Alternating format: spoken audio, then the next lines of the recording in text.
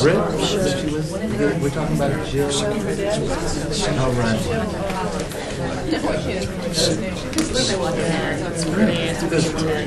Professional staff of the deputy staff.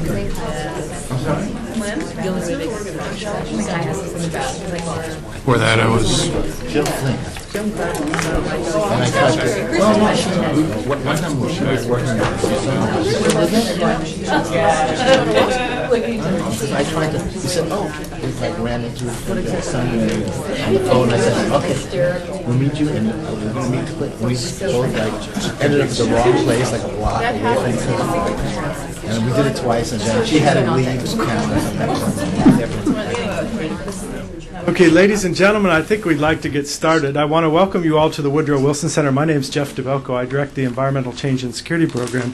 And on behalf of the Africa Program and the Leadership and State Capacity Building Program here at the Wilson Center, we're thrilled to have you all join us for today's session, Civil Strife in the Developing World, New Insights on Connections Among Environment, Demography, and Conflict.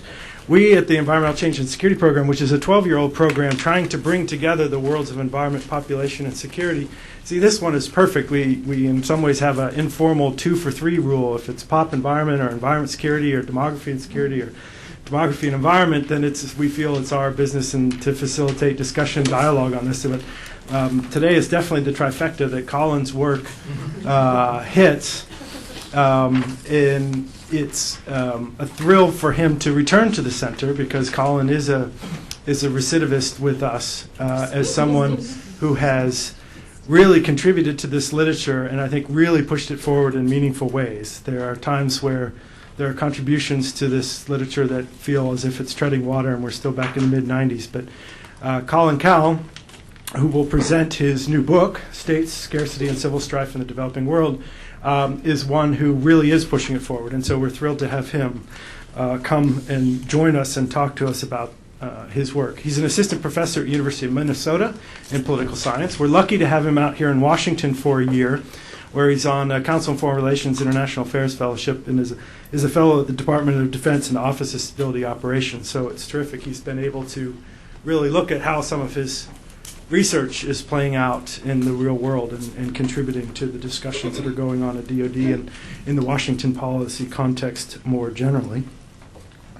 Marvin Ott has gracefully agreed to be a discussant for today, and it's terrific because Marvin brings a number of perspectives, both current and then in past positions, to the discussion. As you might have noticed if you took a look at Colin's book online or the first chapter that's online, he uses Kenya and the Philippines as two of his cases in what is also a global assessment. And it turns out that when Marvin was the deputy staff director at the Select Committee on Intelligence, then a lot of the action that Colin describes in the Philippines was going on, he was really dealing with this front and center.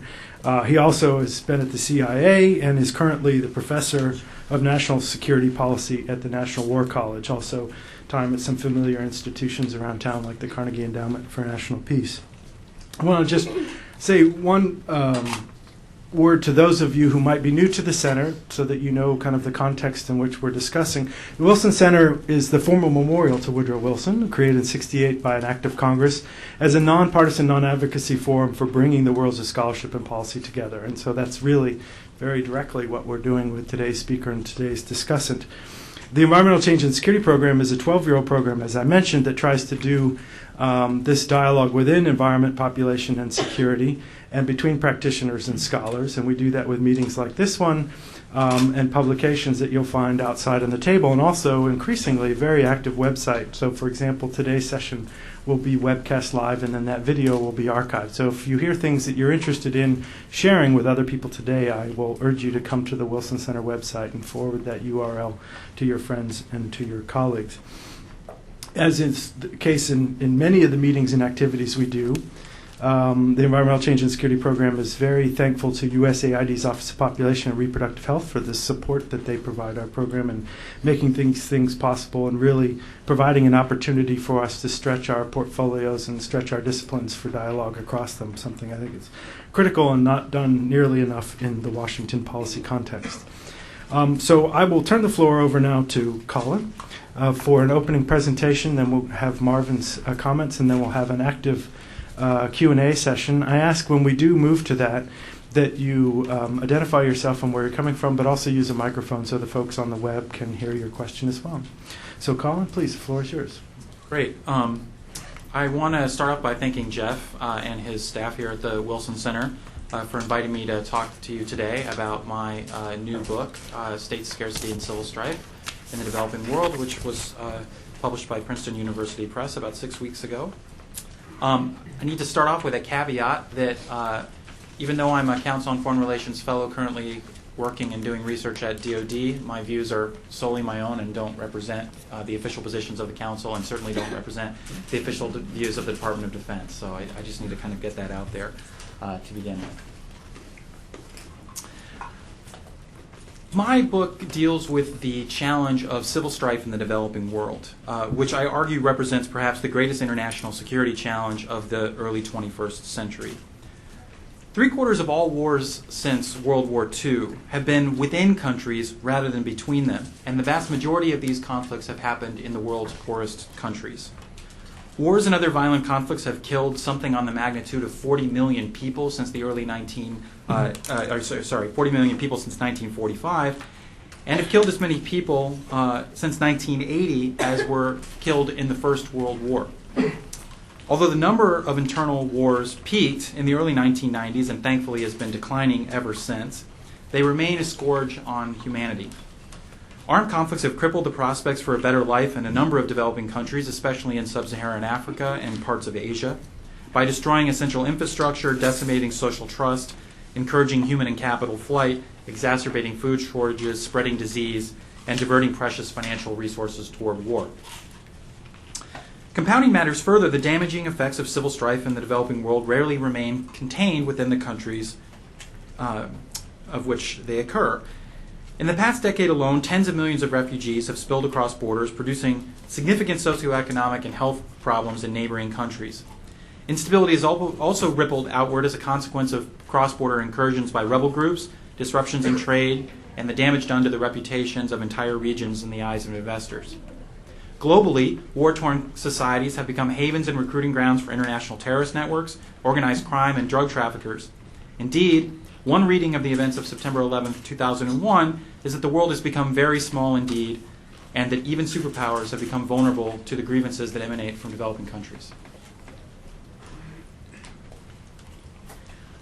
Although there is no one single cause of civil strife, a growing number of scholars and practitioners have suggested that rapid population growth, environmental degradation, and competition over natural resources play important causal roles in many of these conflicts. Several high-profile theoretical works and case studies suggest such a linkage, and an emergent body of cross-national research suggests that the variables that are identified up here on the slide, population size, density, infant mortality, stages of the demographic transition, youth bulges, rates of urbanization, scarcities of renewable resources, and dependence on natural resources are, in some instances, at least weakly correlated with increased risk for civil strife. In short, many researchers now conclude that it is impossible to fully understand the patterns and dynamics of contemporary civil strife without considering the demographic and environmental dimensions. Now, I will not assert anywhere in this talk that the primary drivers of conflict around the world are demographic and environmental in nature. That's not the question in front of you. The question is, can demographic and environmental factors be among a series of factors that contribute to conflict in poor and unstable societies? Outside the ivory tower, numerous commentators inside and outside of Washington have reached similar conclusions. So, for example, in the mid-1990s, in a now infamous article in the Atlantic Monthly, the influential journalist Robert Kaplan argued that environmental security was perhaps, quote, the national security issue of the 21st century, unquote.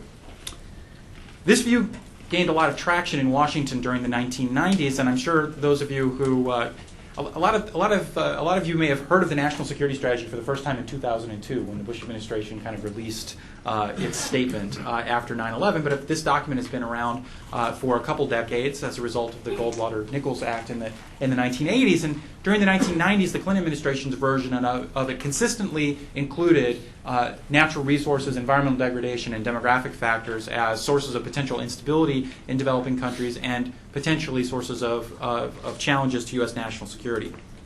In many ways, of course, this all changed after 9/11. Indeed, the Bush administration's 2002 national security strategy was largely focused on the twin menaces of terrorists and their rogue states and the weapons of mass destruction that they were supposedly seeking to develop.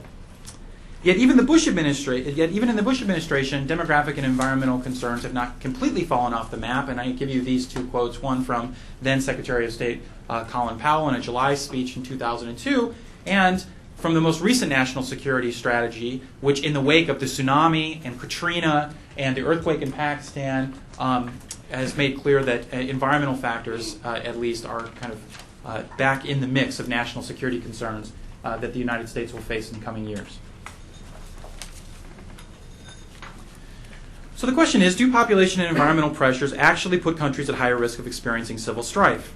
Although current research suggests a possible correlation and many scholars and policymakers assert a causal relationship, I argue in my book that the causal mechanisms linking demographic and environmental change to civil strife are still poorly understood. Existing studies on the subject point to a number of important dynamics, but I argue that several crucial pathways and interactions with social and political factors are largely ignored. My book seeks to fill this explanatory gap. Toward this end, it examines both the degree to which demographic and environmental pressures can be said to cause civil strife in developing countries and the underlying dynamics and processes involved in this relationship. Moreover, and a significant departure from most of the existing literature, the book takes a careful look at the social and political intervening variables which mediate the relationship between population pressures, environmental change on the one hand, and violent conflict on the other.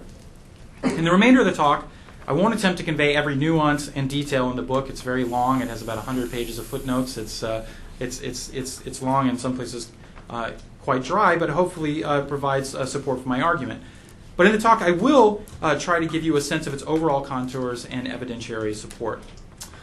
Before I present my argument, however, it's imperative to do a bit of theoretical context for my study, which in many ways critiques and builds upon so-called neo-Malthusian approaches to the study of demography, environment, and security.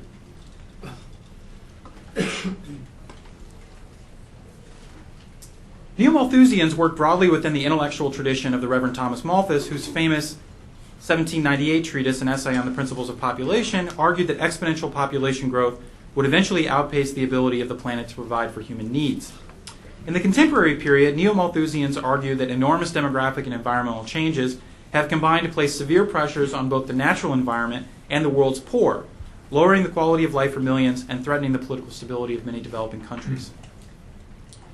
For more than a decade, neo-Malthusians have argued that demographic and environmental pressures can, under certain conditions, cause civil strife.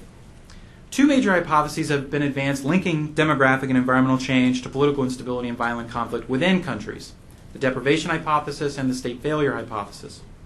According to the deprivation hypothesis, population growth, environmental degradation, and maldistributions of natural resources often conspire to produce absolute and relative deprivation among the poor in developing countries, thereby increasing the risk of political turmoil.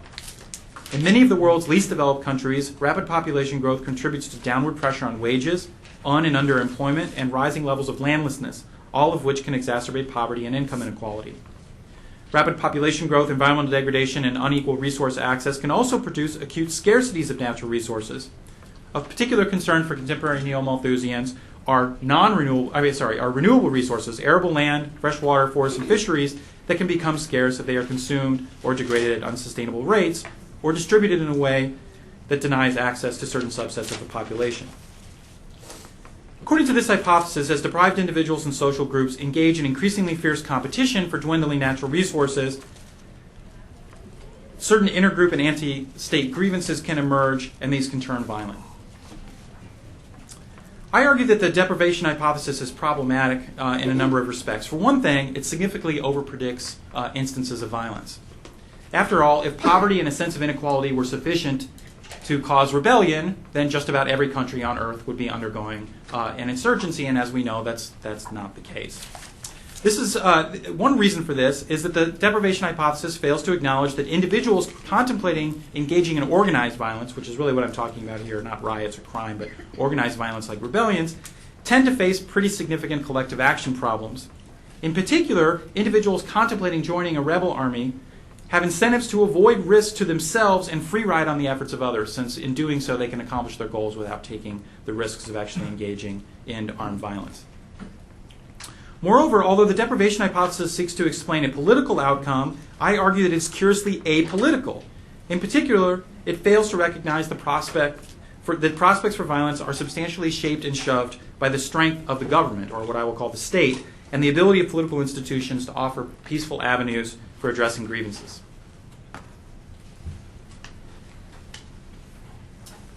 In recognition of the fact that you need to bring the state into an analysis, a second set of scholars working in the neo-Malthusian tradition have advanced what I would call the state failure hypothesis. Proponents of the state failure hypothesis, most notably individuals like Jack Goldstone and Thomas Homer Dixon, names you may be familiar with, agree with the deprivation folks that population and environmental pressures in developing countries often create grievances. They contend, however, that strong and capable states are typically able to prevent such deprivation from coalescing into organized violence through a mix of relief to aggrieved individuals, co-optation of opposition groups, and outright coercion. Therefore, large-scale violence is only likely to occur when social grievances emanating from rapid population growth, environmental change, and natural resource scarcity combine with eroding state authority and escalating intra-elite competition. So, according to this hypothesis, severe demographic and environmental stress can threaten the capacity, legitimacy, and cohesion of the state at the very time that grievances are mounting. And it's this combination of social pressures and pressures on the government that can contribute to civil strife.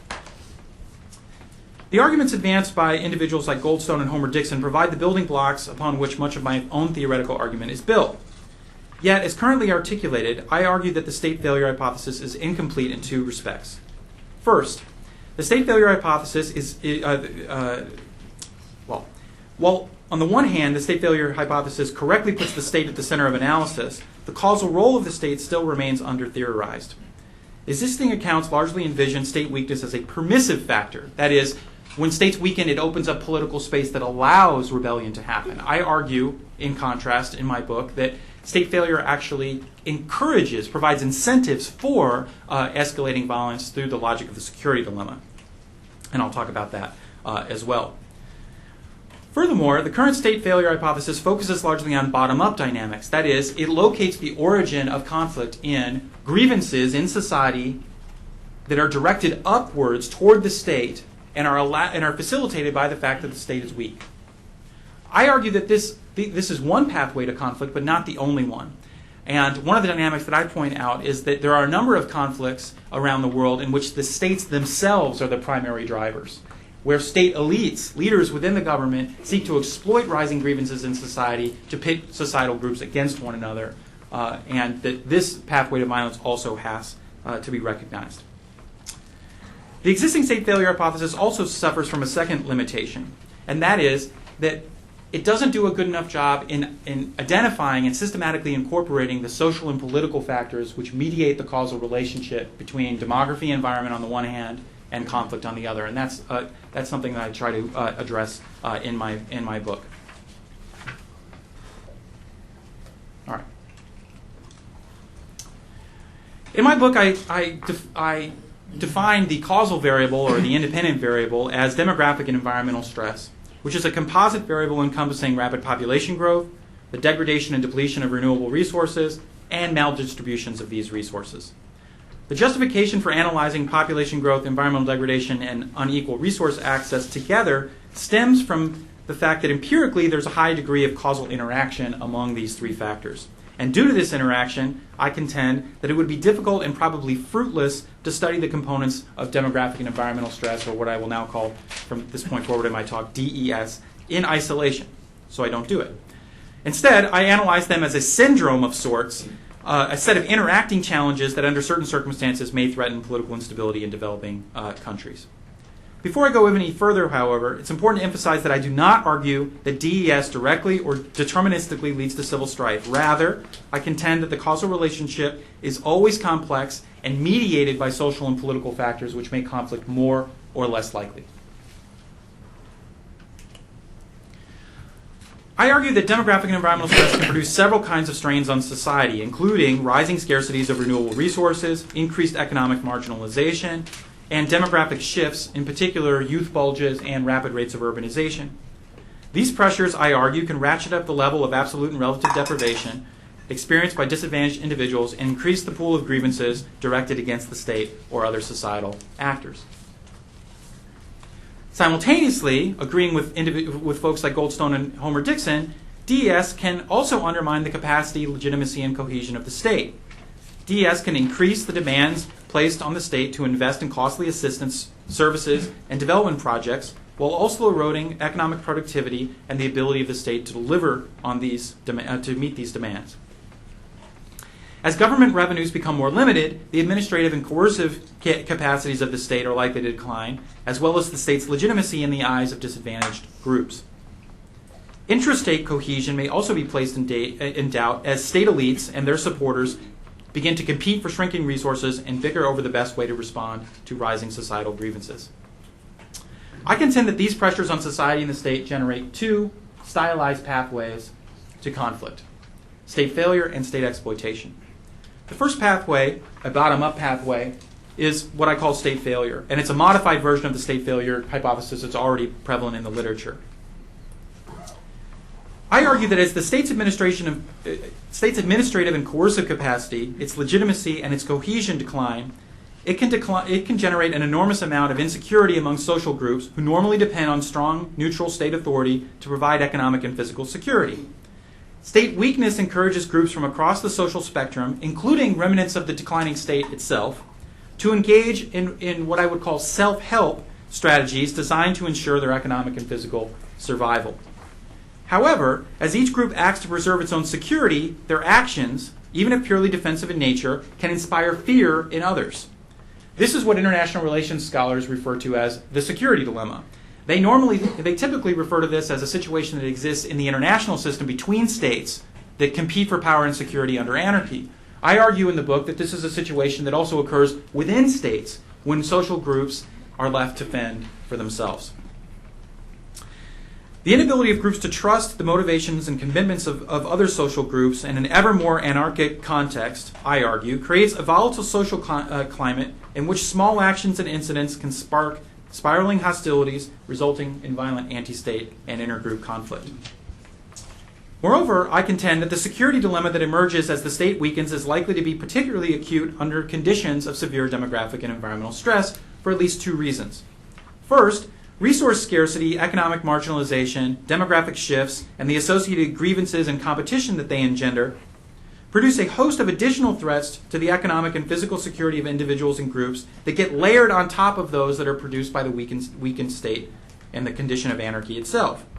Second, demographic and environmental stress makes it easier for political entrepreneurs to mobilize individuals into contending conflict groups because organizers can use access to scarce economic and natural resources as powerful selective incentives to encourage individuals to join groups and therefore overcome the inherent collective action problems that exist when you're trying to, say, generate an insurgency. The analysis of the communist insurgency in the Philippines, which I present in Chapter 3 and part of Chapter 5 in my book, I argue strongly supports this modified and more dynamic version of the state failure hypothesis. In the Philippines, I talk a lot about the evaporation of the land frontier in the fertile lowland regions of the Philippines, which started to occur in the 1960s and accelerated in the 1970s, and as a consequence drove millions of poor farmers from the lowlands into ecologically fragile upland areas, where they became trapped in a spiral of environmental degradation and poverty and complicit in some of the worst deforestation that has ever happened on planet Earth. When the Spanish discovered the Philippines several hundred years ago, 90% of the archipelago was covered by tropical forests.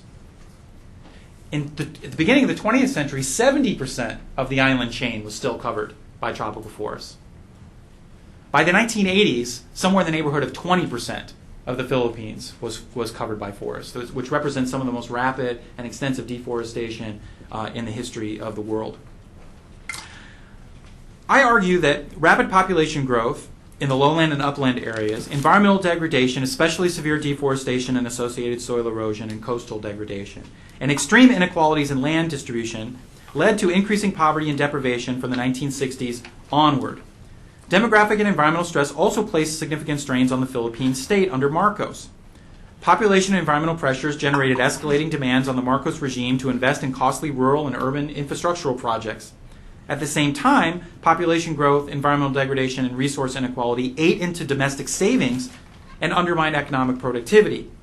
In conjunction with a deeply flawed capital-intensive import substituting development program, which Marcos adopted, I argue that DES was an important contributor to the debt crisis that threw the Philippine economy into a tailspin in the early 1980s and crippled the state's ability to maintain order in the countryside. DES and an emerging anarchy in the Philippines, according to my argument, created a highly insecure social landscape.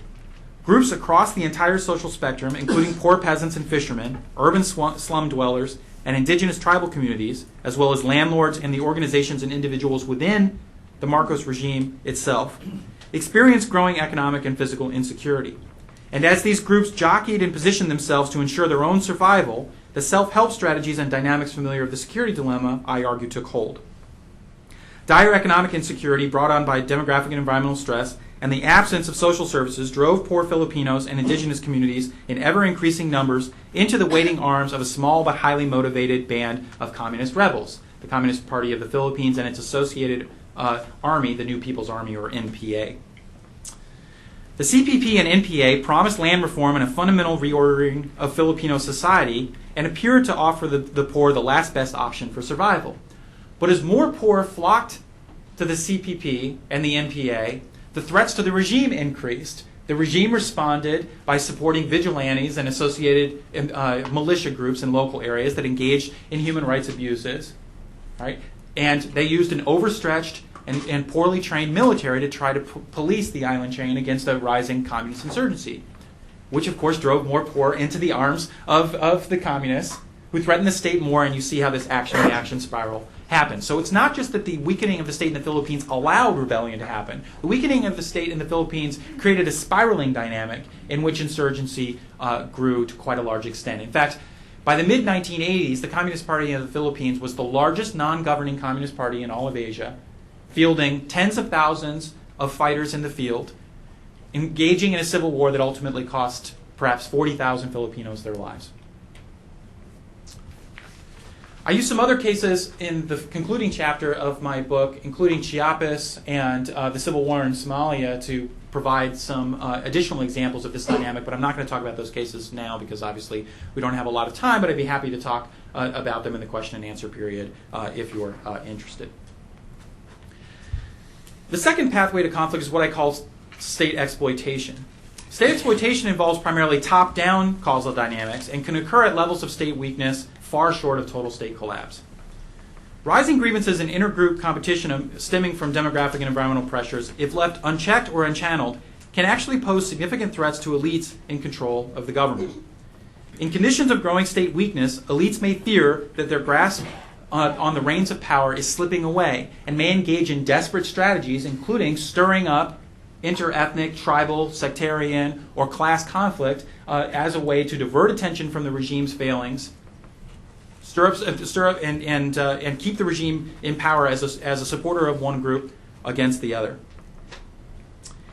In Chapter 4 of my book, in an analysis of ethnic clashes in Kenya during the 1990s, I argue that this case illustrates the state exploitation dynamics. During the 1980s, population growth averaging 3.4% in Kenya, which was among the highest rates of population growth anywhere in the world, combined with soil erosion, desertification, and unequal land access to create an extreme scarcity of arable land, economic marginalization in the countryside, and substantial rural to urban migration, leading to an explosion of Kenya's cities. As the population of Nairobi and Kenya's other urban centers soared, and related social and economic problems worsened, pressure mounted on President Moi's regime, which was dominated by a single party, the Kanu Party, and a constellation of minority groups, at the center of which was Moi's own Kalenjin ethnic community and some other allies, including the Maasai, as these urban problems soared, a group of civil society activists staged demonstrations and was pushing the regime toward rapid democratization, which eventually the regime gave into and in 1991 agreed to hold multi-party elections. The problem was that these multi-party elections were likely to sweep KANU from power because it would empower the majority communities, especially the Kikuyu, the Luo, and the Luya, which were demographically far more populous than the groups that were in power. So you had this situation in which pressures on the state to open up politics, which in part were generated by demographic and environmental pressures and rapid urbanization, produced incentives for the state, in this case the Moyen and his KANU allies, to stir up trouble to stay in power. And I argue in the book that they did so by capitalizing on the very scarcity of land that drove people into the cities in the first place, to pit groups against one another, telling their Kalenjin and Maasai allies in particular, in and around the fertile Rift Valley, that if they engaged in a policy of ethnic cleansing, to cleanse their areas, their land, from Kikuyu occupation, as well as occupation by other foreign groups like the Luo and the Luya, they could then have that land.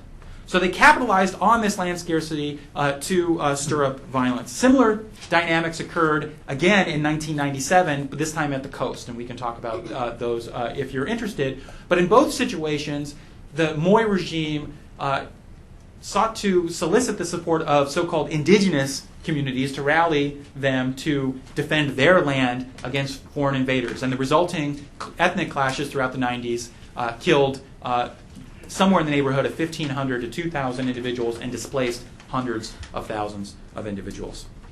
In the book, I also talk about how these dynamics were at work in the case of the genocide in Rwanda in 1994, but again, for time reasons, I'm not going to go into that. But if you're interested, I'd be happy to talk about it in the question and answer period.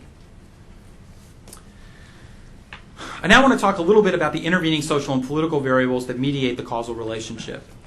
As you know, or as I'm sure you might be thinking, many countries experiencing significant demographic and environmental pressures remain peaceful.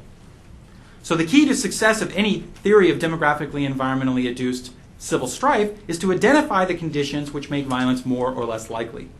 I argue that the effects of DES are always mediated by intervening social and political variables that increase or decrease the likelihood of anti-state or intergroup conflict.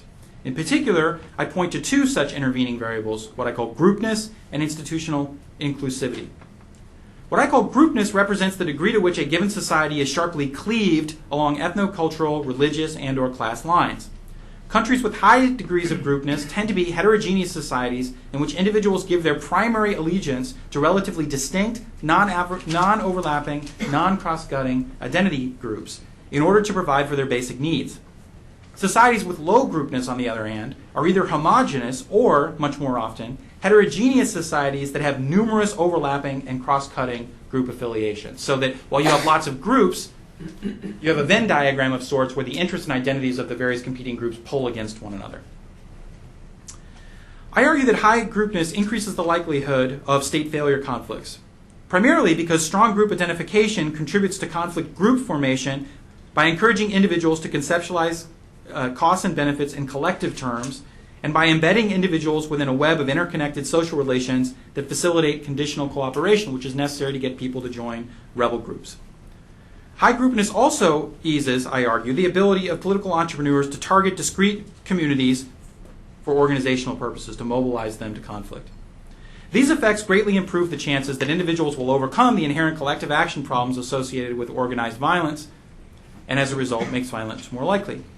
And because high groupness facilitates conflict group mobilization, I argue, which is the starting point for this action-reaction spiral dynamic of the security dilemma, high degrees of groupness make the security dilemma more acute. Evidence from the Philippines bears this out. In the Philippines, class consciousness increased sharply in the post-World War II period as a consequence of socioeconomic changes that eroded traditional patron-client bonds between landlords and peasants. And although the Philippines is home to a vast array of peoples, ethnocultural and religious affiliations and interests fail to cross-cut class lines and, in fact, typically reinforce these class lines. Hence, class cleavages, I argue, were sufficient to produce a high degree of groupness. High groupness proved to be very helpful to communist organizers by creating a discrete set of individuals that the CPP and the MPA could easily target for mobilizational purposes. The communists were also skilled in using flexible propaganda and educational programs to tap into and expand class consciousness. And I talk a lot in the book about how communist organizers were able to tap into this class consciousness to mobilize indigenous communities, poor farmers, slum dwellers, etc., to their cause. I also argue in the book that high degrees of groupness were associated with the conflicts in Chiapas and Somalia, but again, I'm not going to go into those cases at the moment. What about state exploitation conflicts and groupness? Because high groupness eases the formation of conflict groups, it also assists state elites who are interested in gathering groups together and encouraging them to attack their neighbors. In clash-affected areas of Kenya, for example, state elites were able to exploit strong ethnic and clan identification to instigate violence. High degrees of groupness encouraged individuals from the Kalenjin community, the Maasai, and the Mijikenda community that were involved in the coastal clashes in 1997 to define their interests in terms of the broader interests of their ethnic group. Residents in clash-affected areas also received a host of benefits from group membership, especially from the privileged association of these groups with the state. Together, this pattern of high groupness in rural areas greatly helped Kanu elites, including many associates that were closely affiliated with Moi himself, to instigate violence during the 1990s. In contrast to rural parts of Kenya, however, I argue that an analysis of the failure of urbanites in Kenya to engage in violence actually indicates how low amounts of groupness can actually defuse conflicts. And I won't go into the details at great length here, but just note that the very groups that were being victimized in the countryside, the Kikuyu and the Luo in particular, also make up the dominant component of the upper and middle classes in Kenya. Their class-based interests were not in having an all-out civil war in Kenya. So even as their friends, and in many cases their kin, were being slaughtered in the countryside, right, these cross-cutting class and ethnic affiliations in urban areas helped keep Nairobi and much of Mombasa quiet during times of turmoil.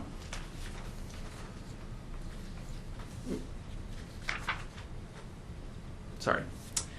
The second important intervening variable is what I call institutional inclusivity. Inclusive institutions allow a broad array of social groups to influence and constrain decision makers within the state, whereas exclusive institutions provide no such guarantees on influence and tend to be characterized by regimes that are controlled by a narrow cadre of elites at the very top of government. I argue that institutional inclusivity helps to inhibit state failure conflicts because countries with weak states and exclusive political institutions are incredibly vulnerable to these type of conflicts.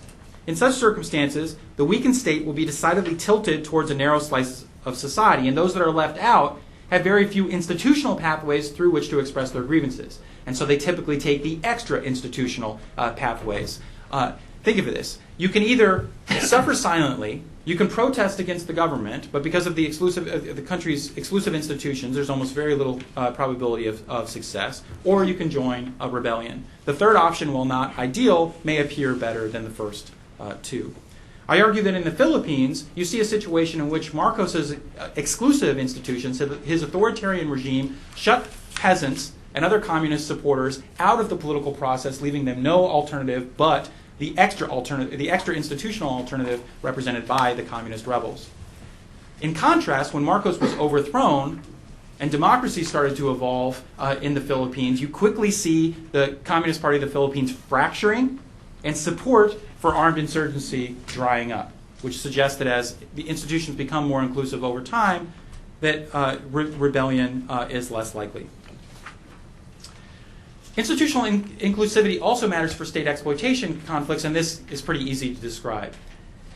In exclusive polities, the elites that have the interest in stirring up societal conflict are not checked by the victims. In inclusive polities, as the victims have more of a say and can constrain state politics, state exploitation is less likely. I argue that in Kenya, exclusive political institutions for the first part of the 1990s left Moi's Kanu regime relatively unconstrained to stir up ethnic bloodshed. Yet as Kenya's political institutions became more democratic over time and more constraints were placed on the executive, you did not see a repeat of the ethnic clashes in 2002 when Kanu was actually displaced from power. So I argue as institutions became more inclusive over time in Kenya, you had a situation in which state exploitation became increasingly difficult. This unreadable chart summarizes the arguments, and I'll come back to it if you are interested. I'm going to skip over this section. There's a big chunk of my book that talks about competing hypotheses from political economists and political ecologists, and I'd be happy to talk about those factors in the question and answer period. But since we're running short on time, I'll basically skip to the punchline of future implications. The world will undoubtedly experience tremendous demographic and environmental change during the 21st century. The United Nations median projection estimates that the world population will increase by 2.6 billion from its current level of 6.3 billion to almost 9 billion by 2050, with almost the entire increase occurring in developing countries. By 2050, the population of high-income countries is expected to be in the midst of a 20-year population decline, while developing countries as a whole are expected to have an annual population growth rate in 2050 of only 0.4%. However, the population of the least developed countries will likely still be increasing at 1.2% a year if the UN median estimates are correct. Thus, the population of developing countries is projected to increase from 4.9 billion in 2003 to 7.7 billion by mid-century. And over the same period, the population of the least developed countries in the world is projected to more than double, from a little less than 700 million today to 1.7 billion. It is important to note that these estimates assume continued increases in access to family planning. If there aren't continued increases in access to family planning and public health, then we're likely to see far higher rates of population growth. Beyond these demographic changes, economic growth and consumption are also projected to increase in the decades ahead, spurred on by continued economic globalization. The World Bank projects economic growth or growth in global income of 3% per year over the next 50 years, suggesting a fourfold increase in the world economy to a total of $140 trillion by mid-century. Historically, higher income has been associated with higher levels of consumption, even though, due to changes in technology, the relationship is almost never linear. Consequently, as the world economy expands, strains on the environment are likely to accelerate, especially if too little attention is paid to altering consumption and production patterns. Consumption will likely drive global patterns of natural resource depletion and pollution, but population growth and poverty will continue to have an important impact at the local level. Even as globalization raises the living standards of some countries and peoples, pockets of extreme poverty and yawning inequalities are likely to persist, placing their own strains on the environment. Despite rapid urbanization across the developing world, current projections suggest that the absolute number of individuals living in rural areas will inch up slightly over the coming years. Assuming current patterns persist, hundreds of millions of people will continue to rely on overcrowded and ecologically fragile lands, where there is a real danger of becoming trapped in a vicious cycle of poverty and environmental decline. Another factor likely to add to environmental pressures in the decades ahead is impending climate change. As you all know, the accumulation of greenhouse gases, especially carbon dioxide, is expected by most respected scientists in the world to have a significant effect. It's already having a significant effect, but to have an even more significant effect on the world's climate in the years ahead, generating the most rapid changes in climate that we've seen in tens of thousands, if not hundreds of thousands of years. The consequences of climate change we don't know, but we can expect that they're likely to place incredible stress, at least in some areas, on arable land and freshwater resources, create more extreme weather events like hurricanes and droughts, and put pressure on those very societies that are most dependent on renewable resources and least capable of adapting to shocks. Although it's impossible to predict the future of any complex system, let alone a future that's based on the interaction of so many complex systems, the World Wildlife the World Wildlife Fund has done a study on the Earth's ecological footprint, or the ecological footprint of humanity. That is, how much of the world we are consuming relative to what is necessary to support us. They conclude that 9 billion people in 2050 would require 1.8 and 2.2 Earth-sized planets in order to sustain current levels of consumption of crops, meat, fish, and wood, and to hold CO2 levels constant in the atmosphere. That is, between 1.8 and 2.2 Earth-sized planets, which suggests that even if these are off significantly, that rates of consumption are unsustainable.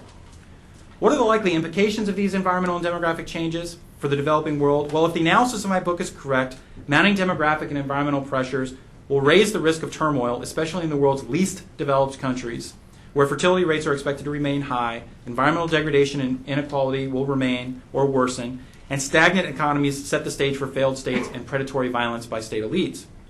Nevertheless, demographic and environmental stress will not produce these effects in a social and political vacuum, and there are two trends to look for.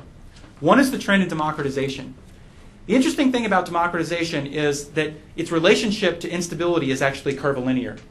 That is, consolidated mature democracies are very insulated from revolution, insurgency, etc. But the road to that democratic peace is very bumpy. And in fact, the risks of instability, which I think sometimes our policymakers forget, is actually accelerated as countries enter that period of democratization. So the good news is a lot more countries around the world are becoming democratic. The bad news is a lot more countries around the world are becoming democratic. And we have to be able to weather that storm and the turmoil that's likely to result in between. The second trend to look out for are trends in civil society. If the arguments about groupness in my analysis are correct, then we should suspect that societies will become more insulated from violence the more robust and cross-cutting their civil societies are. How many trade unions are there? How many human rights associations, women's groups, environmental groups, legal associations that cut across the ethnic and religious and class divides and bring people together to solve problems across their group identities rather than channeling those grievances in violent ways. With that, I will stop and I will hand it over to the discussant, and I'd be happy to take your questions at the end. Terrific. Thank you very much.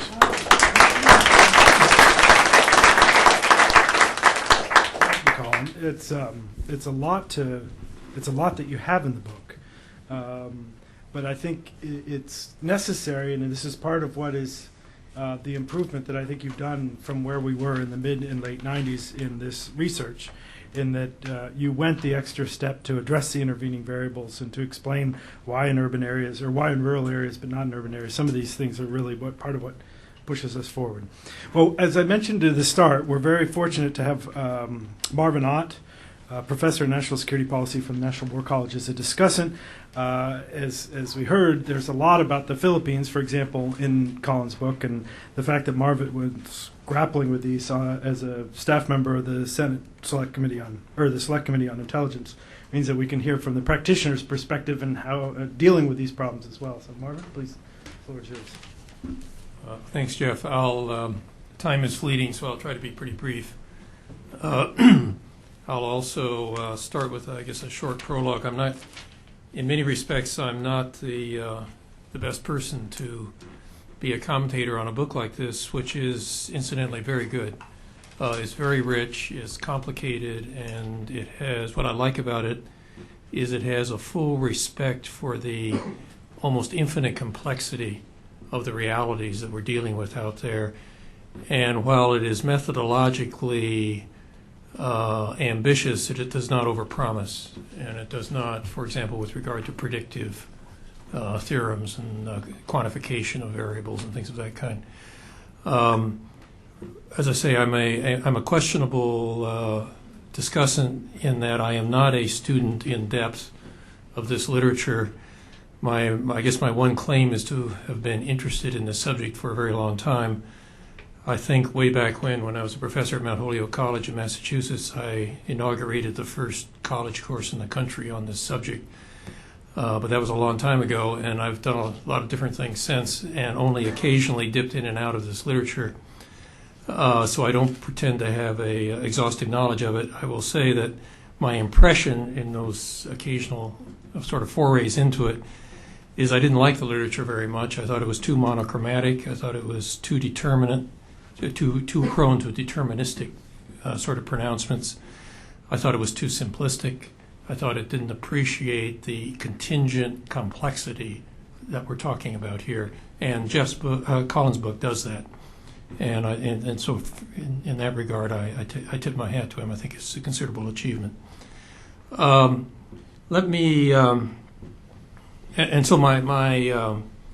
my sort of take on this comes really much more. I'm sort of an apostate academic, or certainly apostate social scientist. I think the word political science is an oxymoron. I do not think you can create a science of politics. I think a whole lot of scholars have invested huge amounts of talent and energy for 60 years trying to do the impossible with very little result as a consequence. That doesn't say that it's not important to try to think systematically, analytically, and identify variables and factors and pathways and processes as best we can, and that Colin does. The subject, it goes without saying, is important. The factors that we're talking about here, demographics, environmental change, political intervening variables, but consequences for civil strife and conflict are of key importance. In the world of national security sort of policy and practitioners that I work in today, there is a belated recognition of the importance of this entire subject, and of the importance of the third world, to use that sort of somewhat antique term at this point, for U.S. national security interests. For somebody like myself who's been around this sort of stuff for a long time, it's deja vu all over again, in the sense that I can remember very vividly when John Kennedy came into the White House, and it was Green Berets, and it was Third World, and it was Indochina, and this was a period when Khrushchev was talking about, we will bury you, and he was talking about wars of national liberation in the Third World, and Kennedy came in and basically said, I hear you, the arena in which U.S. national security is going to be, and the free world's future is going to be fought out, is in fact in Afro-Asia, Third World, developing countries, and that was where the whole sort of shift of national energy and attention went. Well, a lot has happened since then, and we are now back. The searchlight is finally beginning to swing back to precisely where it was in the early 1960s. I think it's fair to say that there is still within the Pentagon, the State Department, less true there, but certainly in the Pentagon, in the intelligence world, National Security Council, there is still an inadequate appreciation of the importance of these factors that Colin puts the acronym DES to describe, so I'll use that. Yes, the third world is important. We're increasingly recognizing that, but the criticality of these DES variables in that third world arena is one that is only just now, I think, beginning to kind of sort of dawn on folks. I've tried to do my little bit at the War College by injecting this subject into the curriculum of the National War College. And this is a student body of sort of relatively senior, sort of early 40s, mid-40s, military, civilian intelligence professionals. And even for this group, there is still a bit of sort of a sense of novelty and sort of, is this really relevant to national security? And there's more of that than there ought to be, and than one might expect. I was struck on my sort of way out the door, noting that Foreign Policy Magazine has just come out with their list of failed states in sort of reverse order, which I have with me if anybody's interested in looking at it. If you go down that list, you can, the correlation or sort of the vivid relationship of those countries with these same DES variables almost goes without saying.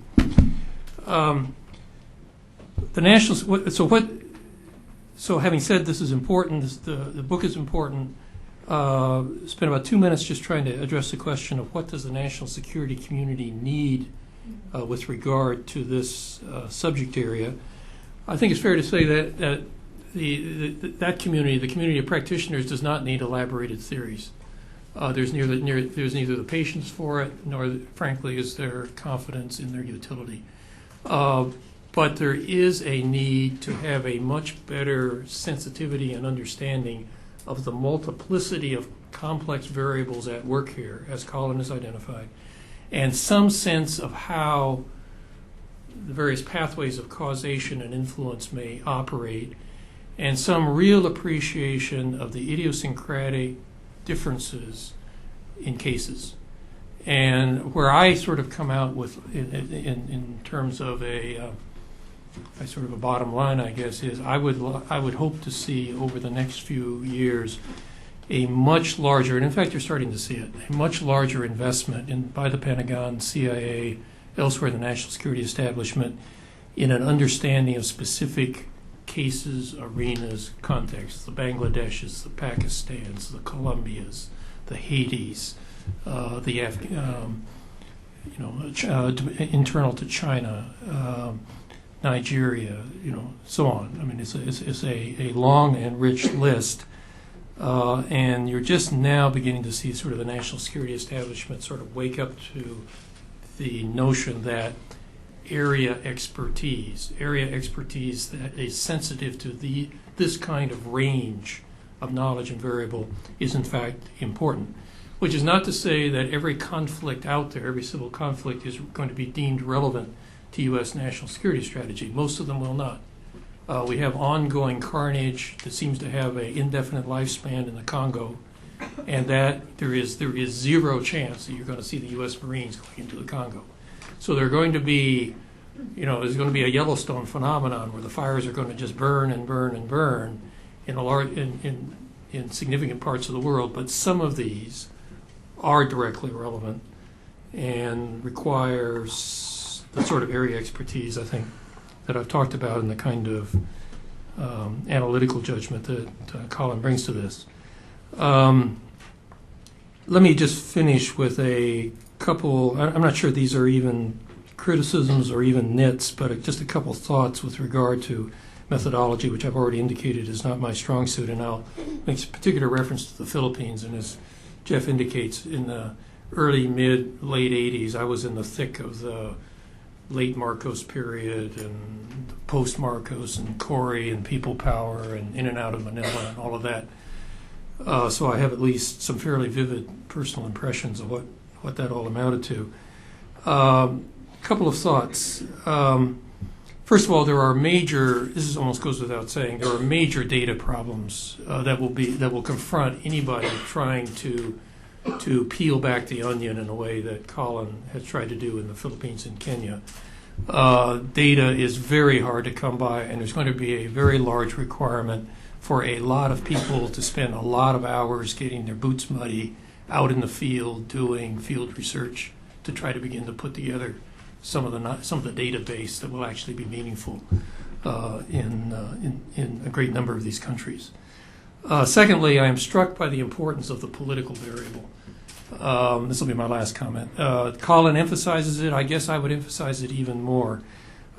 He made reference to political legitimacy in his oral remarks. I didn't see it much in the text, and it strikes me that political legitimacy and governmental competence are absolutely critical in terms of governing or determining how these various variables, these DES variables, do or do not manifest themselves in terms of civil conflict. For example, in the Philippines, just a quick, short, not an exhaustive, a partial list of Philippine leaders since the Philippines became independent. Ramon Magsaysay, Marcos, Aquino, Ramos, Estrada, Gloria Macapagal Arroyo. Of that list, my own personal judgment is there are two on that list that are competent, two that are public-spirited, Magsaysay and Ramos. That's it. Cory meant well. She didn't have any idea what she was doing. The others were basically either clowns or thieves. And if you had a Ramos kind of figure in charge of the Philippines throughout most of this period, the picture in the Philippines would have been entirely different. And the NPA would never have gotten the kind of traction it did. And these DES variables, DES problems would have been much more manageable. Governmental competence and a sense of public devotion to the public good, I think, we tend not to appreciate how powerful it is. And it leads me to, I guess, the final observation closely related, political culture. For someone, I was commenting to Jeff earlier, for someone who was deeply engrossed in the Philippines in the 1980s, and if you had then become Rip Van Winkle and gone to sleep for the intervening 20 years, woke up and looked back at the Philippines today, nothing has changed. It's the same problems. The NPA is back in business, major problem. The same corruption issues, the same issues of governmental incompetence, the same theatrical press, same problems of urban assassination, sparrow teams. the same problems with moral rebellion and Muslim dissidents in the South, the same actors. Gregory Honasan, Foreign Officers Movement that Colin cites in his book. I mean, the theater of the absurd is playing out today almost identically to the way it looked in 1985. Now that tells you something about, I think, about the political culture of the Philippines. The Philippines is, in fact, a functioning democracy.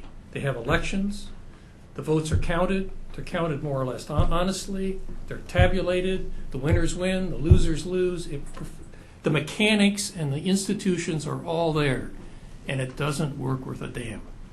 It does not solve the problems of the country, and for that you have to dig deeper into something. And I'll put the label political culture on it, for want of a better term. Let me just leave it at that. Okay, thank you very much, Marvin. Appreciate it.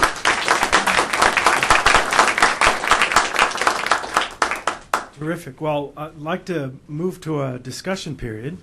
And as I asked before, if you would wait for one of my colleagues to bring the microphone before you pose your question, so the folks online in the video can hear it.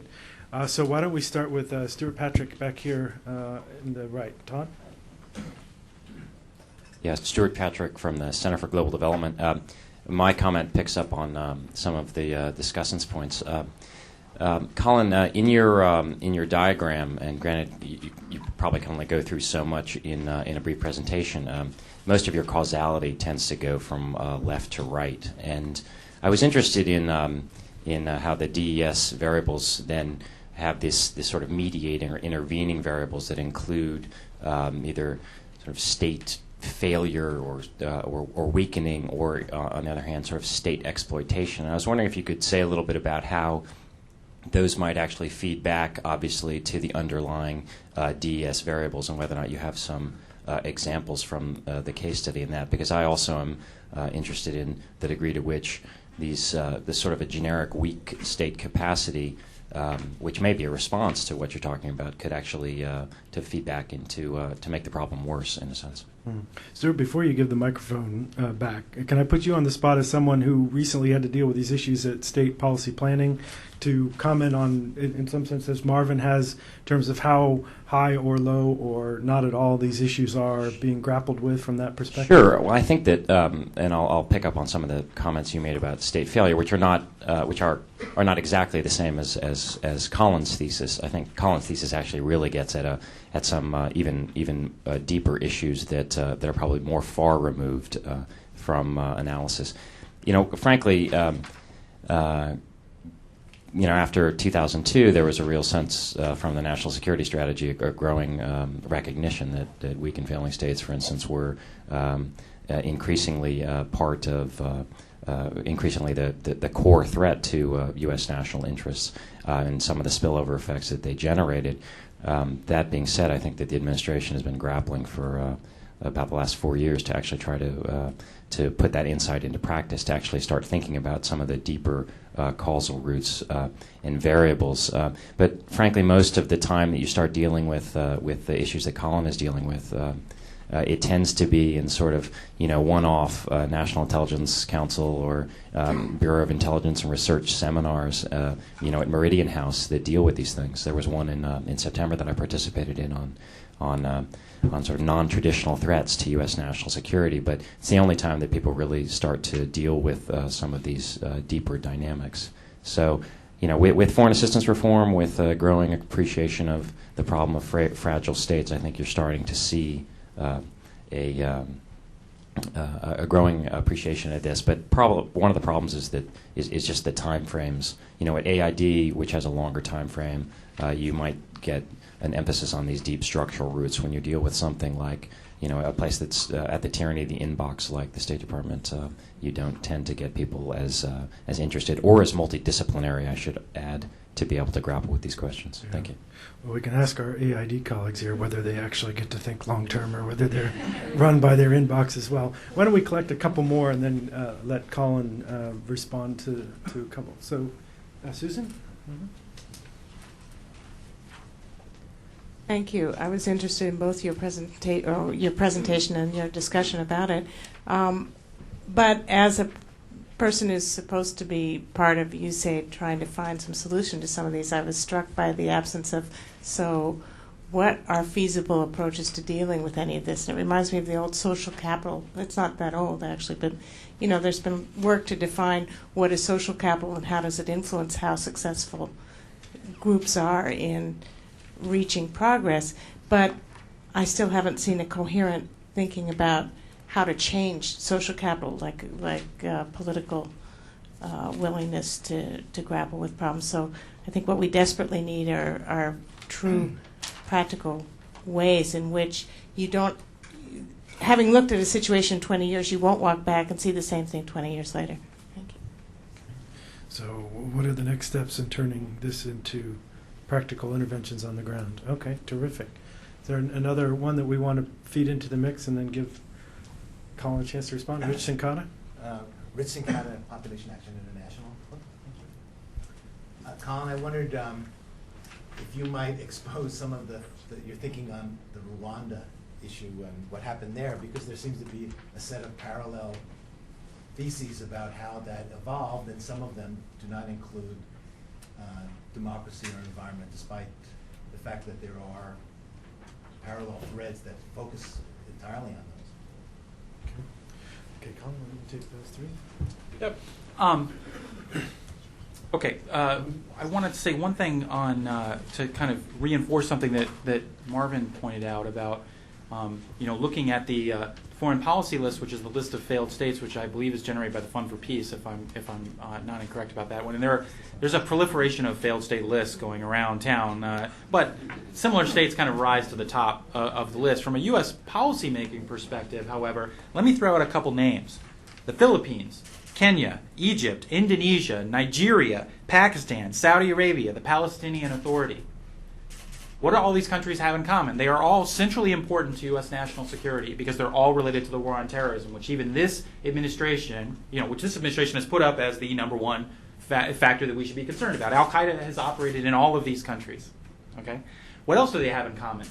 They all have severe demographic pressures of one sort or another. I mean, the future of the Middle East is not written, but it's as much about young populations and water as it is about oil.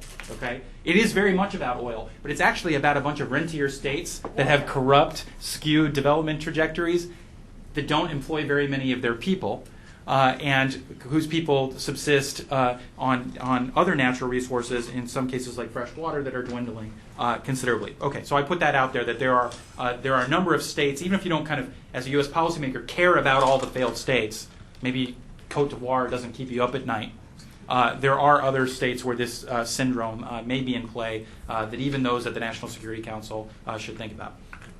In terms of Stuart's excellent point, Stuart, I'm glad to see that we were at least one meeting this week together, because since I think you and I are normally at 2 or 3 meetings together. No, you're absolutely right, that the causality, I mean, I describe this complex system, and then I kind of do this left to right linear diagram, right, that looks kind of like an engine or something. Of course, the arrows point in both directions, and there's, in fact, circular causality. And I hope that if, for those brave enough to actually read the book, that complexity is actually picked up. But let me touch on a couple ways in which this reciprocal or complex causality plays out. For one thing, economic decline, both at the aggregate level and for individuals who experience poverty, tends to create vicious cycles. So as economies go down, in the case of the Philippines, for example, as economic decline happened, there was an incentive to increase the exploitation of forests, which over the long run eroded the natural resource base upon which much of the export revenue was rooted in. You see similar dynamics in places like Indonesia.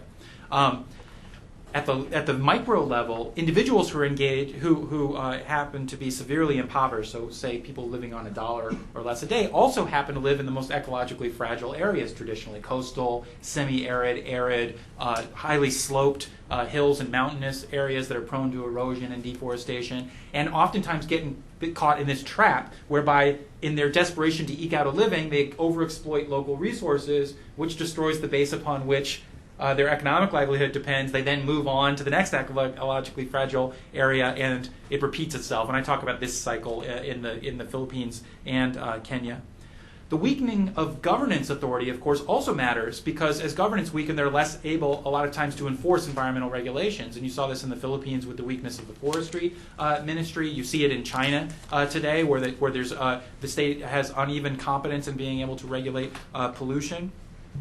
There's also a longer-standing argument about the relationship between population and underdevelopment. Nathan Keifetz used to have this phrase that I like, that population growth undermines the development that would limit population growth. And the good news is that in a lot of countries, development is starting to outpace population pressures, and in fact having a significant effect on reducing fertility rates. So in places like Kenya, which used to have some of the highest fertility rates in the world, you've seen fertility rates plummet in recent years.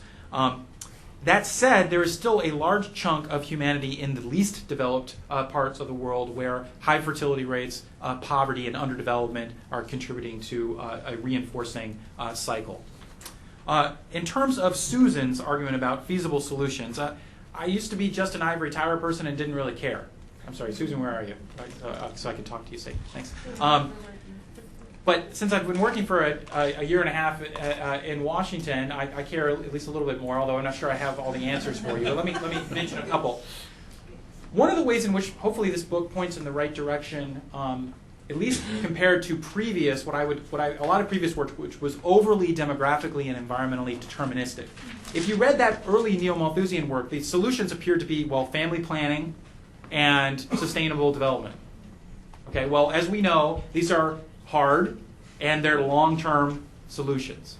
What my book suggests is that you can have severe levels of demographic and environmental stress and societies don't fall apart if other things are in the mix. And so the policy solutions that I think are at least implicit in the book are do everything you can to build up governance capacity. Do everything you can to further development in human capital so people come up with clever solutions to their local and national problems. Do everything that you can to build responsive political institutions, and do everything you can to build more robust civil societies. I actually think, and I want to talk just for a second about these last two, I think one of the great failures in U.S. policy and democracy promotion is that we put the cart before the horse. That is, when we think democracy, we think elections. And so we have elections like that. But the problem is we tend to have elections in societies that are sharply cleaved along ethnic, religious, sectarian, tribal, and other lines. And so guess what? You get political parties, like in Iraq, that are sharply cleaved along those lines. I think, where possible, it's actually a better idea to grow civil society first, then grow responsive political parties, and then have elections. That is to go backwards from where, or in the opposite direction from where much of our policy is. So if I had one concrete suggestion, it would be about that, and that applies even if you don't buy any of the demographic and environmental gobbledygook that I talked about. In Rwanda, Richard. In Rwanda, you had very high population growth rates. You had intense land scarcity. Those in and of itself did not cripple the regime. Instead, what crippled the regime was the ongoing war with the Tutsi rebels, which were based out of Uganda, and an economic crisis that had a lot to do with coffee prices and other things. But this confluence of events came together with the Arusha Accords, which put a lot of pressure on the Hutu power elite to share power with Tutsi rebels. And the story that I tell about state exploitation in Rwanda was that if you actually look at the regions where a lot of the Interahamwe were recruited, you get a lot of these regions where young men predominantly who had very few prospects for land or for employment, which in Rwanda also matters because you can't marry if you don't have a home and you're not employed and have a piece of land. So there were a lot of disenfranchised youth, the very ones that were brought into the Interahamwe, and the government and Gerard Prunier, I don't know if I'm pronouncing that right, has pointed out that the government also used the promise for scarce land to encourage people to attack and drive off their neighbors in exchange for getting land, which I argue helps explain some of the reasons in which reasons why normal or average Hutus were sometimes complicit or active participants in the genocide. And I talk about the case in a lot more detail in the book, but that's kind of the flavor of the story. Just a quick comment along the same lines with regard to Susan's question. I don't want to overplay this, but I'll come back to the political thing for just a second. I'm struck as I'm just thinking about this. Talked about the Philippine case. Southeast Asia is kind of my beat, just where I've spent most of my career and continuing interest. Look at a country next door like Malaysia. If you had taken the two countries, Philippines and Malaysia, say when Malaysia became independent in 1957, and arrayed them by all the different measures one would have used for economic development, modernization, per capita, this and that, every sort of profile you come up with, the two countries would have looked very similar, very comparable. Their colonial heritage in terms of what they had gotten from their colonial experience, English language, institutions, so on, very comparable. Ethnic cleavages, very comparable. If anything, they were much more severe in Malaysia. Yet the picture today in Malaysia and the picture in the Philippines is utterly different. And I would argue that the principal difference is that the Malaysians have had competent, effective government consistently through that period and have dealt with some very difficult problems pretty effectively, thanks to that. Other country next door, also Indonesia. Not very long ago, Indonesia going through a very tumultuous period in recent years. Very informed opinion 3-4 years ago, even more recently, talking about the potential or likely breakup of the archipelago. I think today most people who watch Indonesia closely are quite optimistic. And a large part of that is that they think the currently elected government is in fact not only competent, but actually is going to do its level best for the country, in a sense of public spiritedness. Rather than simply to line their own pockets. And on that, an awful lot else hinges. So I guess my bottom line on that is, same point that Colin made, the recent emphasis you're seeing on capacity building and institution building, and the work being done by groups like NDI and the Republican Institute, it's cheap. It doesn't cost hardly anything. That's important. Okay. Yes, here, and then Brian in the back. Here she comes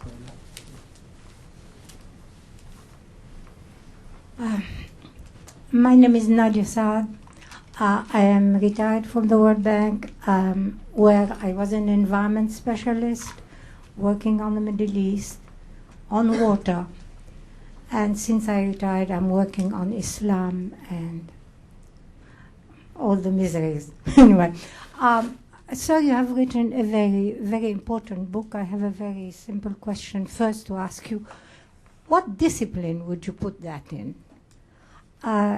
You really covered almost everything, from biology to climate to environment to economics to politics. Where would you put this if you want to create a new university? Something that will be taught like that, where would you put it? That's my first question. My second question is, I think the concept of groupness that you developed, groupness, which really contribute to the creation of Strife. What if we, could you apply it, transpose it into the macro international sphere and see, for instance, how this concept of groupness is related to the concept of national interest and national security. I think the concept of democracy that the United States is trying and that you bring as a solution is being very much confused, becomes very confused and confusing when it is so closely related to the national security and national interest of the United States. If you see what I mean, the question is, if we ever could reach the point where the concept of national security could be replaced by the concept of human security. Now, I want to give you an example. I'm working on the influence of climate change on the delta of Egypt. And high sea level is going to really eat up half of the delta of Egypt, which is the most fertile region in the country, and it's going to affect hundreds of thousands of people. Now, this is going to create a tragic situation in a situation that is already very tense in Egypt. Now, this has absolutely, I don't think this has anything to do with the national security or the national interest of the United States. Why should the United States care? But this is very, very much related, this kind of stuff is related to the whole situation of Islamic fundamentalism, because in the situation of strife, there is this groupness, people get together to protect themselves. I have lived that in Lebanon, where strife has caused more groupness. Christians got together, Shiite got together. We see that in Iraq, strife creates this.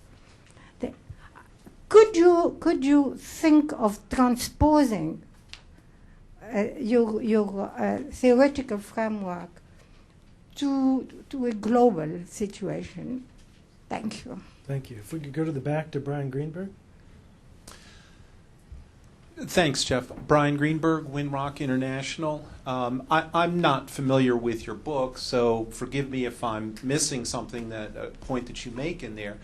My question is about scarcity and how it's understood. And again, I may have misunderstood it, but it seemed that you were talking about environmental scarcities as something partly driven by demographic variables, which were more or less given by nature, given in nature. They're sort of absolute scarcities in landscapes as they become degraded, partly as a result of increasing populations.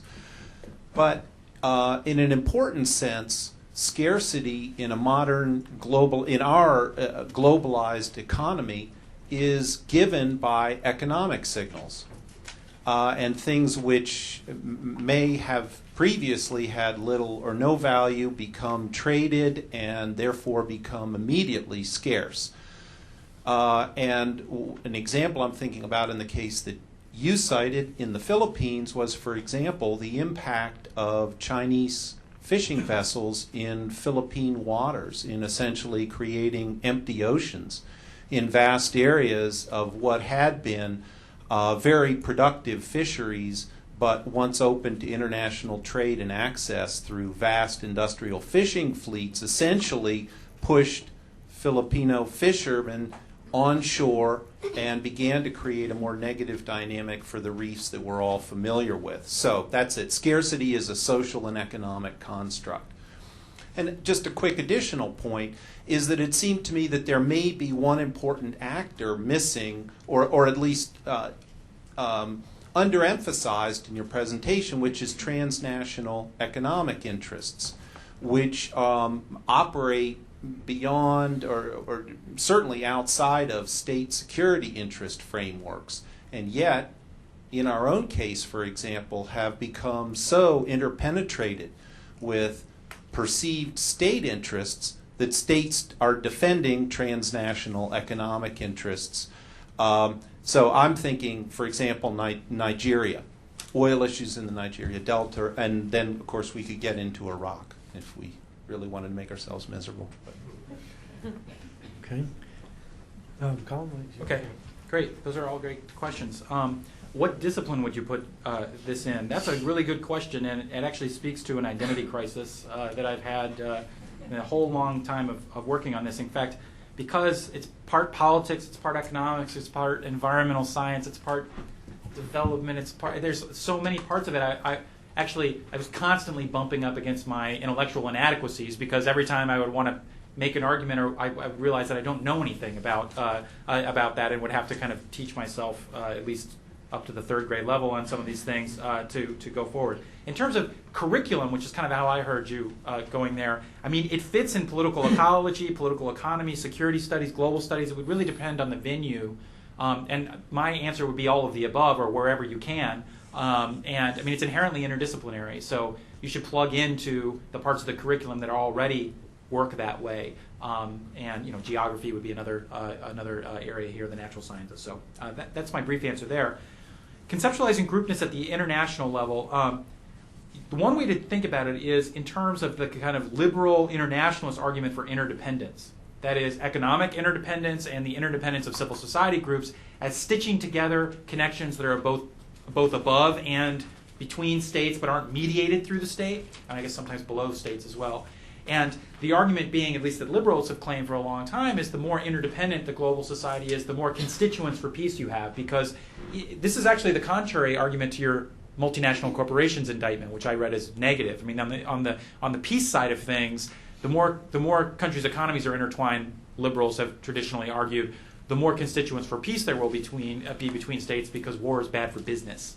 I think, in fact, even the oil companies, which are supposedly responsible for the war in Iraq, which I think is a bad argument, not that you were making it, but that those who make that argument is a bad argument. But you see the oil companies coming out this week blaming much of the spike in oil prices on things they don't have any control over, like war.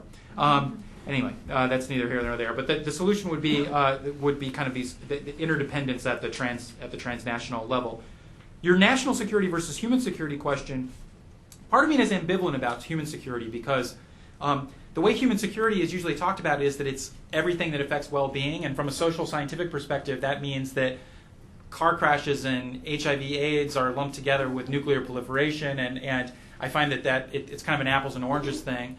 I think from a U.S. policymaking perspective, you have to, at least pragmatically and in the short term, frame it as a national security question, at least in part, because anything that's not framed as a national security question, at least in this current government, gets ignored. So I think if you can kind of make a reasonable argument for how it ties into traditional conceptualizations of security, or kind of the broadened notions like that there are certain pivotal failed states that we should care about, that's kind of a gateway into policymaking, at least in terms of capitalizing on the very rhetoric that this administration and the previous one used to get some points across. Brian, scarcity.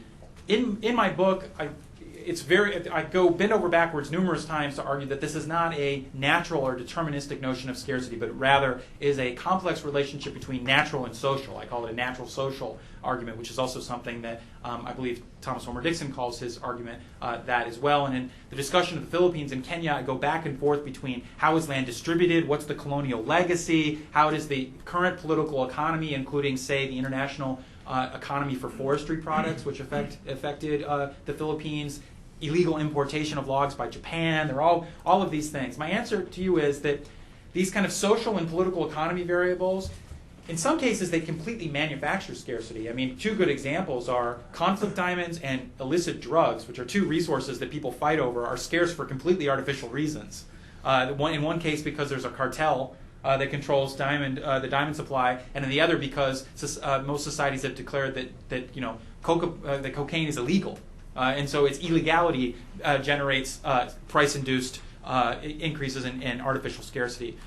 At least for the renewable resources that I'm talking about, the ones that a lot of folks, especially in rural parts of the least developed countries, rely upon, my experience is that it's an interaction between exploitation by domestic and transnational actors, unsustainable exploitation, so mining or logging or overfishing. It's also patterns of land distribution a lot of times that go back to the colonial period and continue to the present day. But to only look at those political economy factors, which there's a school of thought that I criticize in the book called political ecology, which is kind of halfway Marxian and halfway Foucauldian.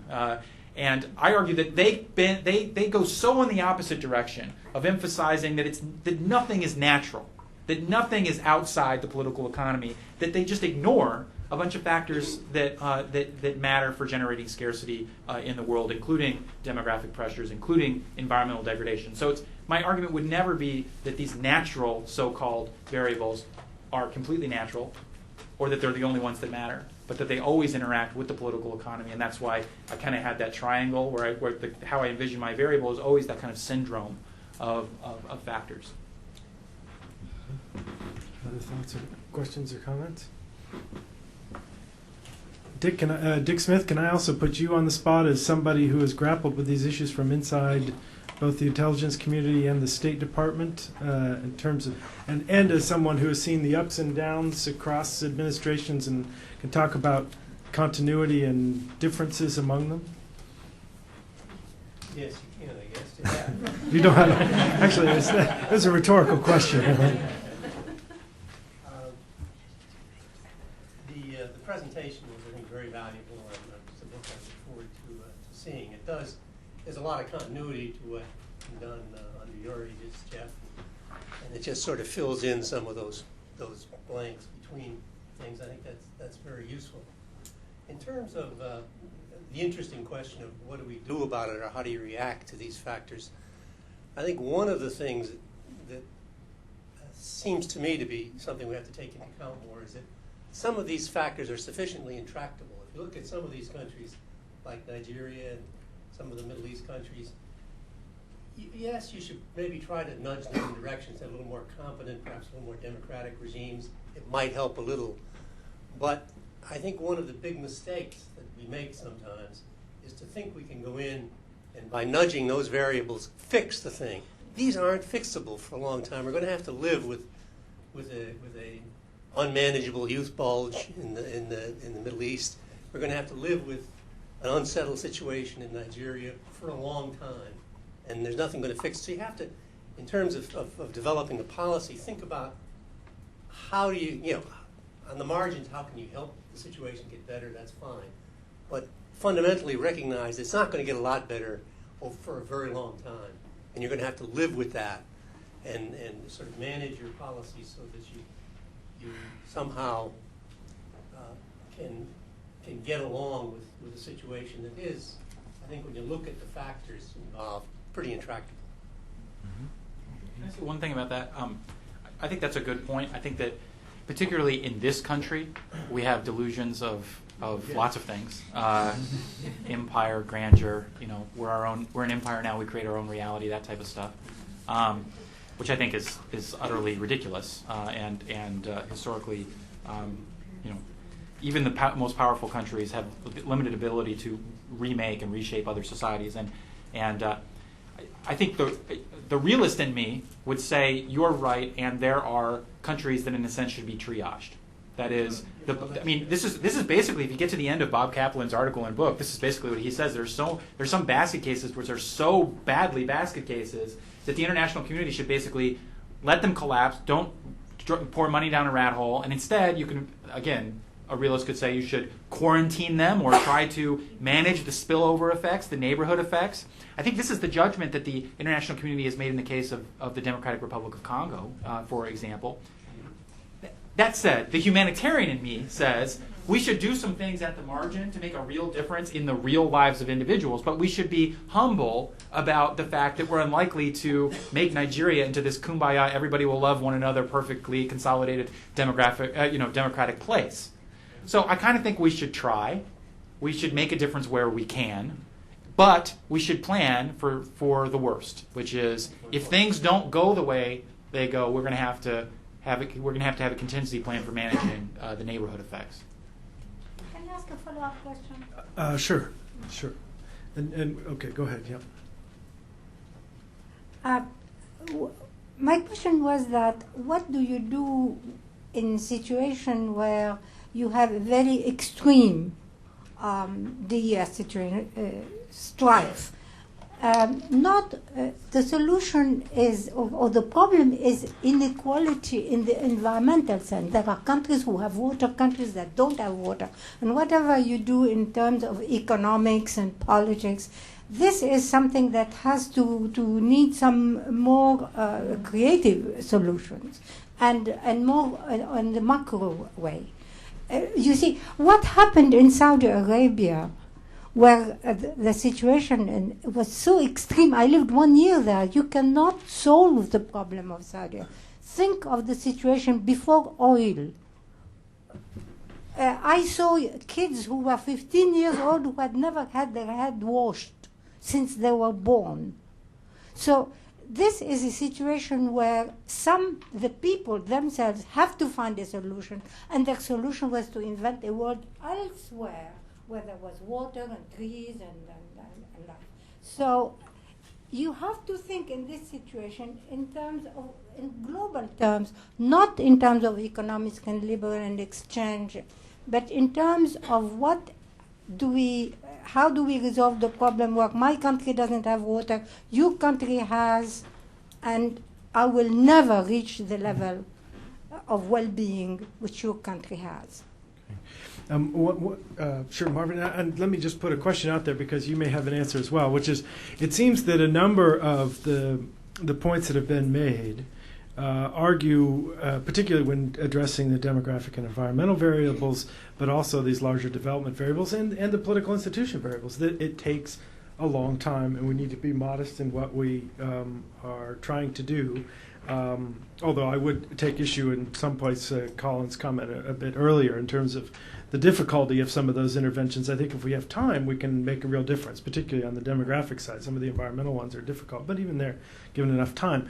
The question is, our political institutions don't allow us to take those long-term approaches. And so if we look at my kind of limited understanding, but trying to wrap my arms around, for example, the fragile state strategy at USAID, if we are limited to focusing on interventions that are only 1 or 2 or 3 years maximum, then that really constrains the amount of, or the types of interventions that we can use. And so my question is to those of you who've been grappling with these, trying to work on long-term issues within the government setting, and these are our political institutions, whether they be foreign assistance or national security perspective, where have you seen successes in actually adopting the longer-term framework with kind of sustained interventions? And how did you break the logjam of the tyranny of the inbox that Stuart mentioned, and actually break through with interventions that we can kind of all agree that are very complex, they take a long term, yet we want to solve it all within 6 months, or pretend that it's not going to get messy and not plan for the negative outcome. So that's another question for our panelists, and Marvin, have you go first, but also some of the folks in the audience. Okay, I'll try to connect with that, and also I wanted to pick up on the comment about human security earlier, and I'm going to echo something that Colin said. Again, way back when I wrote a few articles and things where I was trying to, since get at this question, and it basically was, if you think environmental and related sorts of problems are serious, and you look at what the government and the political establishment and the decision-making apparatus and the institutions of the United States are prepared to put effort and money behind, and you see a disconnect, is there any way of making a connection? And if you talk in terms, my own judgment, if you talk in terms of human security, you don't make the connection. That puts it in the category of charity. I mean, that becomes now, and I would agree with the comment that was made earlier. There are terrible things out there in the world that cry out for redress, and you have Doctors Without Borders, and you have the Red Cross, and you have AID programs, and you have, rock group concerts in London, and you do all sorts of things to try to ameliorate, whether it's starvation in Ethiopia or whatever it is, AIDS, or that is humanitarian, charitable effort, all to the good, but it doesn't connect you to the core of decision making in this town, in terms of where big money is put and big effort is put. And my only answer to that was, you have to make the connection to national security. You may not, it may be distasteful, but if you can make that connection, and you can't make it across the board, but if you can make it in certain instances, then maybe you can get some traction. And that's why I think the kind of thing we've been talking about, this sort of I think is just the beginning sort of growing awareness, partly in the fires of Afghanistan and Iraq, that a lot of the stuff that's going on out there in the third world, in fact, comes back to bite us in national security terms. And that's stuff we have to start to pay attention to. I just noted, just by the way, check the CIA World Factbook. 1992, demographic growth in Iran in 1992 was estimated at 3.65% per annum net. In Afghanistan in 1997, it was almost 4%. Well, in a different sort of climate of awareness, if you're in the Marine Corps or the Pentagon or the National Security Council, numbers like that will start to get your attention. So that's part of it. And I would argue things like demographic pressures, water pressures in the Middle East, climate change, these are things where you can make the connection plausibly. And it's by doing that you start getting traction. And in response to Jeff's specific question, I I think an example where you've had, despite all odds, a sustained effort, long-term, effective, has been in family planning. Has been the population program at AID. And that was created by Ray Ravenholt back in the 1960s, and it was done in the teeth of all kinds of opposition. There's been, continuing guerrilla war fought with the Hill over that ever since. But I think I would argue, I think the record shows that program and then increasingly international UN-based, IFI-based programs have been, in fact, very effective. Thank you. Couple points. Actually, strangely enough, the DoD is probably a little ahead of the curve of this particular administration in being concerned about these things. In fact, the administration was quite embarrassed a couple years ago when a paper commissioned by the Office of Net Assessment, the kind of internal think tank that's linked up to the Secretary of Defense, pointed out that climate change long term was a much bigger challenge to U.S. national security, conventionally defined as conflict, military threats, than terrorism was. And I won't weigh in on that particular debate, but the fact that this was produced by the Pentagon is interesting. I mentioned in my book. Another thing which is interesting is that, at least if you look at the Tom Barnett's notion of the arc of instability, the countries that are kind of outside the stitched together global economy, where so many of the conflicts are happening and where so much of the so-called war on terrorism is being fought. There are certain demographic dynamics that are occurring in those countries which the Department of Defense is very interested in. Let's just put it that way, in the sense of pointing to problems that are likely to get worse over time rather than better. So now, whether it's a good thing for the Department of Defense to be interested in it or not, I leave to you to decide. But I just put that out there. Jeff, you're totally right, and Marvin, you too, about enormous strides have been made in public health, in family planning, and environmental sustainability. A lot of progress can be made at the micro level, even if you can't fix the whole problem. So yes, we should do all of those things. I think where some of my suggestions may differ, though, is that shouldn't be your only strategy to address environmental security. Your strategy should be to reduce the environmental and demographic sources of some of this tension, but also try to affect the incapacities and structures and forms of organization which mediate the relationship, because there are going to be places where you can't do enough, you can't do it fast enough, and as a result you want to be working, as the military would say, along lots of parallel lines of operation. So you want to be working a lot of these things at the same time. I would also say that we need to be really careful, and I try to be careful rhetorically in the book, that we don't blame the victim. A lot of these solutions, which is they need to be more environmentally sustainable, they need to reduce their population problems. Well, we are the biggest global problems, not them. The ecological footprint studies that I pointed to, guess who the biggest ecological footprint is? It's not Zimbabwe or Chad or Sri Lanka. It's the United States of America. It's us who, generates or consumes 50 times more resources per capita than the average Bangladeshi. And that hypocrisy matters in terms of getting others to do what we ask them to do, because of course they say, that you say, do as you say, not as you have done. Now that you developed dirty, why can't we? And I think a lot of these global commons questions, particularly climate, cannot be solved until we get an administration that at least starts to see some of what the net assessment report said, which is that this is a national security concern. It's gonna come back to haunt us if we don't address it now. We're not going to be able to fully adapt our way out of this. We have to, do a lot of solutions. And I will say, just as a parting shot on this, a lot of people are bickering about high oil prices and high prices at the pump. There is a silver lining. People are rushing out to buy hybrid cars. All these venture capitalists who were in the internet boom in the 1990s are pouring money into alternative energy, which goes into what people were saying 10 years ago, which is if you want to spur innovation in the market, have a gas tax.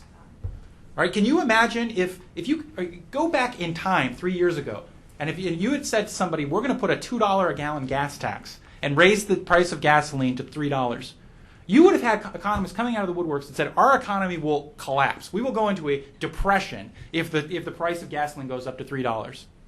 Well, guess what? We've had that tax cut. We've had that tax increase. It's just all been a tax increase that's resulted from instability in the Middle East and supply problems, et cetera. And guess who's getting that tax revenue? The Saudis, Al-Qaeda, the Iranians. I don't know. Personally, I would have rather had those hundreds of billions of dollars of revenue to cause that price signal 2 years ago and reduce our foreign dependency on oil and funnel a bunch of that money into rebates for poor people who need it for their trucks, but also for development for renewable energy, right? We need to be more serious about this because it's our footprint on them that is a big part of the problem. Well, it's hard for me to have another question after that speech. Two kind of maybe just comments as in closing.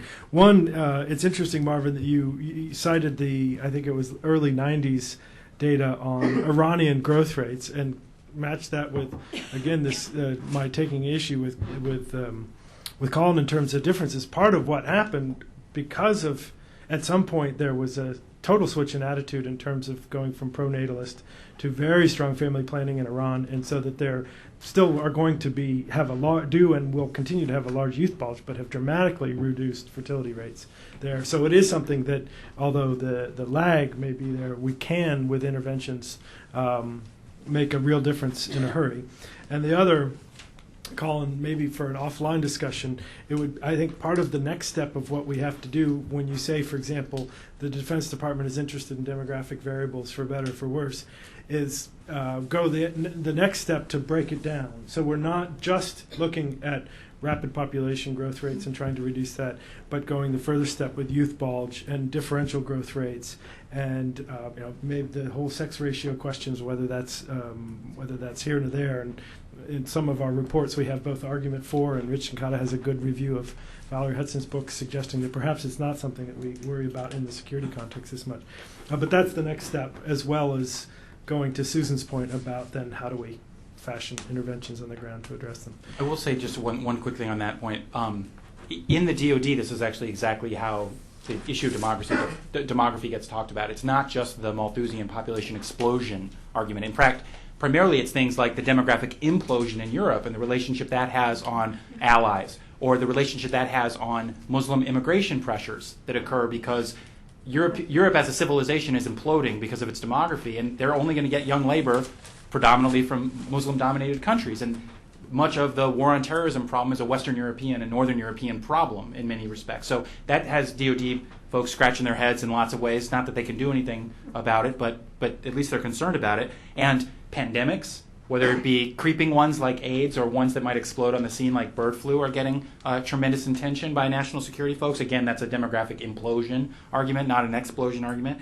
And then, of course, youth bulges, urbanization, unemployment issues in the arc of instability countries, where you have this combination of oil-rich states, very large youth male populations, and large unemployment, growing radicalization. These are exactly the issues that is kind of capturing the imagination of at least some folks in the Funny Shape building on the Potomac.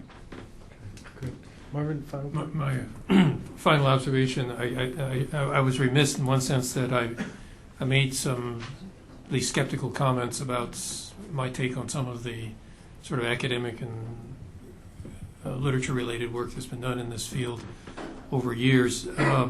There's been a major exception to that over the last few years, and that's been done right in this program that Jeff is running. So I did want to sort of put on record my admiration for the quality of work that's being done in the environmental security program here at the Woodrow Wilson Center and Smithsonian. It's been a beacon in the darkness. Thank you, Marvin. I'll slip at 20.